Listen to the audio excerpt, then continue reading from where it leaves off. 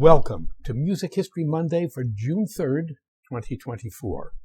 I'm Bob Greenberg, and the title for today's podcast is Ludwig von Köchel and the Seemingly Impossible Task. If you haven't already, please consider joining me on my subscription site at patreon.com/RobertGreenbergMusic, where I blog, vlog, podcast, pontificate, review, and bloviate 4 to 6 times a week. We mark the death on June 3, 1877, 147 years ago today, of the Austrian lawyer, botanist, geologist, teacher, writer, publisher, composer, and musicologist Ludwig Alois Friedrich Ritter, Ritter meaning knight, von Köchel, of Cancer in Vienna. Born on January 14, 1800, he was 77 years old at the time of his death. Ludwig Köchel and the Archduke. Herr Köchel wasn't born a Ritter, a knight, a von, with all the privileges and perks that such a title brought. Rather, he was born to the middle class in the Lower Austrian town of Krems on der Donau, meaning at the junction of the Kremas and Danube Rivers, some 43 miles west of Vienna. Smart and ambitious, he studied law in Vienna and went on to earn a Ph.D. in 1827, at the age of 27. Köchel was a polymath, someone who knew a lot about a lot of things. As such, despite having a law degree, he chose a career as a teacher.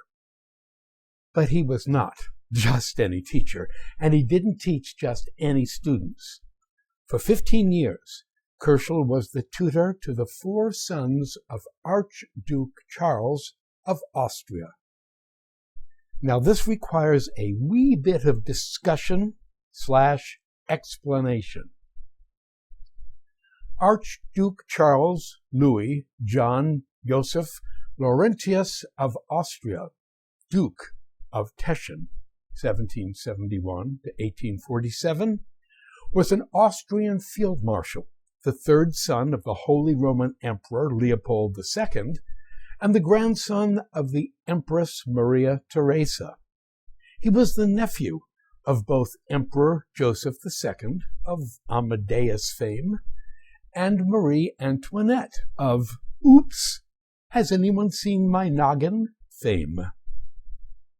In a virtual sea of Austrian military incompetence against Napoleon, Archduke Charles stands out as the best Habsburg general officer of the Napoleonic era, and arguably the best commander ever produced by the House of Habsburg in its 636-year run. That would be from 1282 until 1918.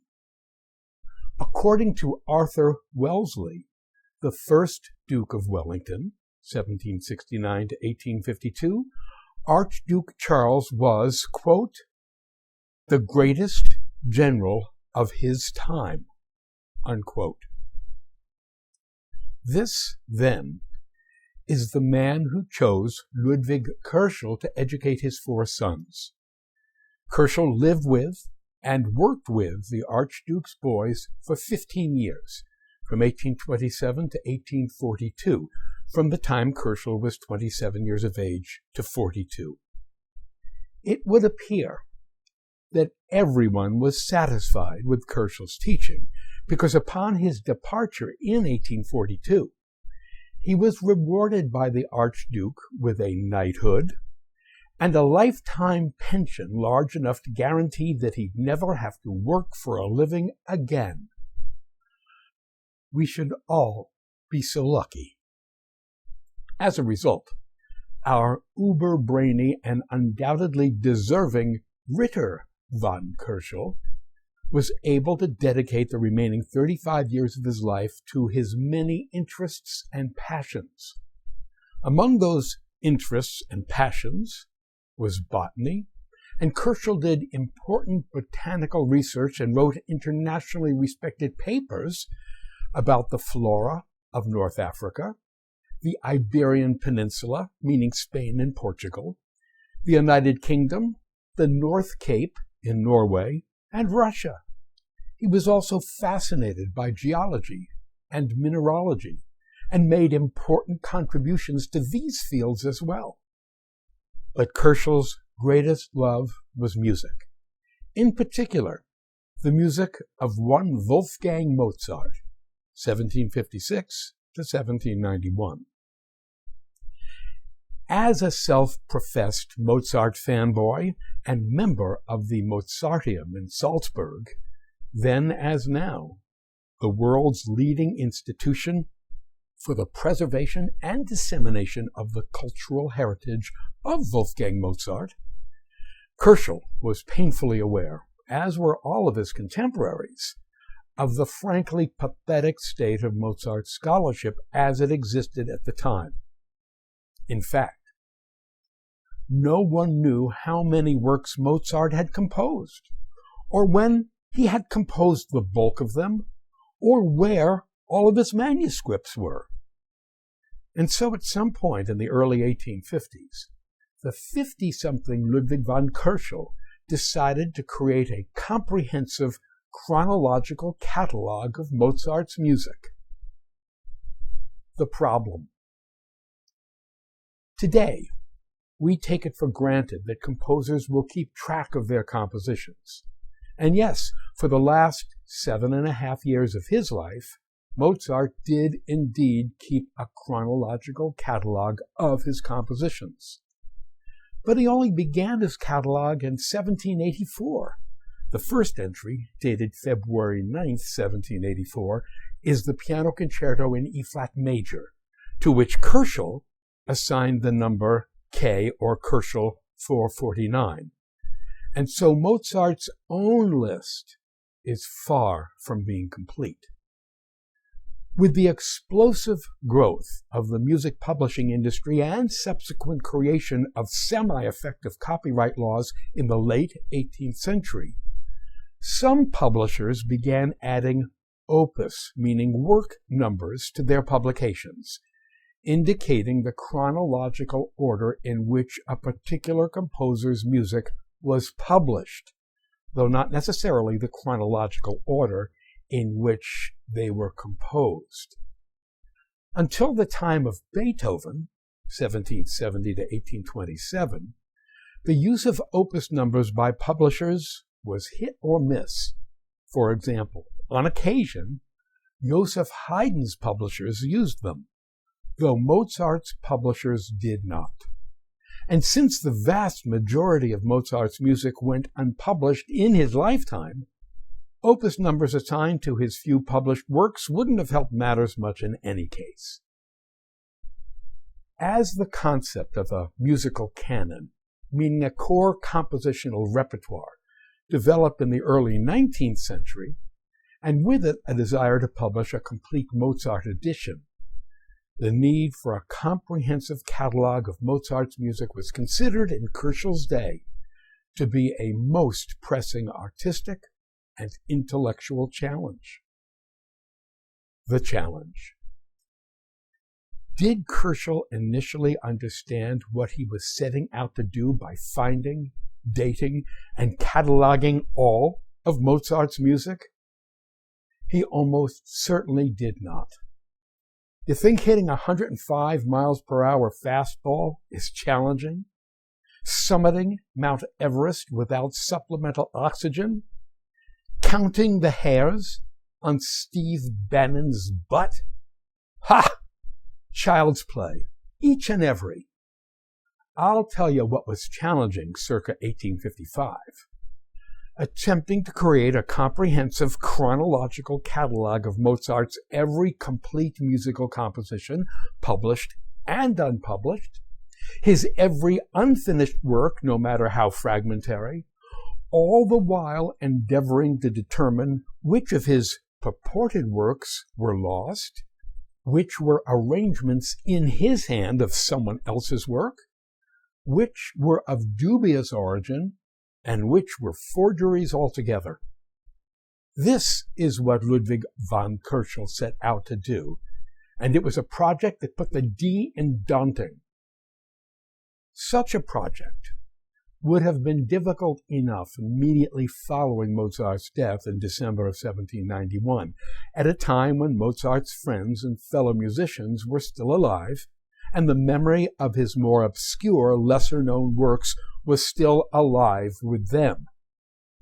But Ludwig von Köchel, who was born in 1800, 9 years after Mozart died, completed his catalog in 1862, over 70 years after Mozart's death. Now, Köchel wasn't the first person to attempt to catalog Mozart's compositional output, or Mozart's oeuvre, for those partial to sounding continental. Several attempts were made, all of them unsuccessful.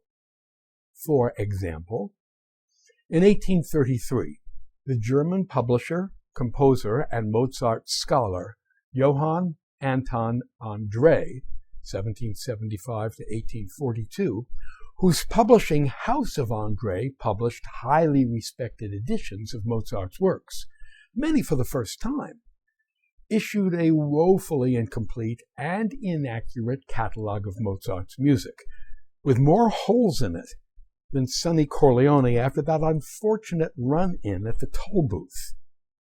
In 1851, the German musicologist Franz Lorenz, 1805 to 1883, attempted to initiate a published edition of Mozart's complete works. Clearly, before such a project could begin, those complete works had first to be identified and catalogued. Lorenz produced a pamphlet entitled In Sachen Mozarts, in Mozart's behalf, and that's as far as he got before the magnitude of the task convinced him that it was all but impossible. But for Ludwig von Köchel, who was accustomed to traipsing around the European outback, collecting and identifying plants and mineral specimens, the hunt for Mozart's music was not an impossibility. Köchel retraced Mozart's many steps across Germany, Austria, Italy, and Great Britain, searching for works Mozart had composed on the fly during his travels, works that until Köchel found, identified, and cataloged them, had been forgotten in dusty church and or municipal archives across Europe. At the same time, counterfeit works, presumably by Mozart, had proliferated across Europe. That's because his posthumous reputation had grown to mythological proportions, meaning any unknown manuscript attributed to his pen was worth a small fortune. Köchel took it upon himself to identify the forgeries, which he managed to do with extraordinary success. The Catalogue. Ludwig von Köchel's Catalogue of Mozart's music, first published in 1863, was and remains a triumph of scholarship and dogged determination. In the end, it was a labor of the truest love. The Köchel Catalogue, or Köchel-Verzeichnis in German, is a chronological catalogue of Mozart's music. In Köchel's original version of his catalogue, known today as K, small case 1, the first entry, K1, or KV1, are two minuets for piano composed in December of 1761, when Mozart was 5 years old. The final entry, K626, is the requiem Mozart left unfinished at his death at the age of 35. In addition to the principal catalog listings, K1 through K626, Köchel added 5 appendices, Anhang in German. They are 1. Lost authentic works, 2. Fragments by Mozart. 3. Works by Mozart transcribed by others. 4. Doubtful works. 5. Misattributed works. Köchel entitled his 551-page catalog, Chronological Thematic Catalog of the Complete Musical Works of W.A. Mozart. Each entry in the main catalog, Köchel numbers 1 through 626, is illustrated with the opening 2 measures of the listed work. Köchel's original catalog is, as I mentioned before, now referred to as K small case 1. As we would expect to be in this case, many additional Mozart works have been discovered and chronological placements corrected since the original publication of the catalog in 1863. Consequently, Köchel's catalog has been updated multiple times over the years and is presently in its 6th edition, abbreviated as K small case 6. That 6th edition was published in 1964. This is how the updated catalog works. Since the time Köchel cataloged those 2 minuets for piano as K1, 4 earlier piano works by Mozart have been discovered. As such, these earlier works are cataloged as being K small case 6, 6th edition of the Köchel catalog, 1A, K6 1B, K6 1C, and K6 1D. When the chronology of a work has been changed from Köchel's original catalog, 2 Köchel numbers will typically be indicated in books, record jackets, and program notes. Köchel's original number followed by the number published in the 6th edition. For example, Mozart's Violin Sonata No. 22 in A major, composed as we now know in Mannheim in February of 1778, is listed as K305, K small case 6, 293D. Conclusion. Whatever updates have been necessitated over the last 160 plus years, the publication of Köchel's original catalog was, rightly, a seismic cultural event.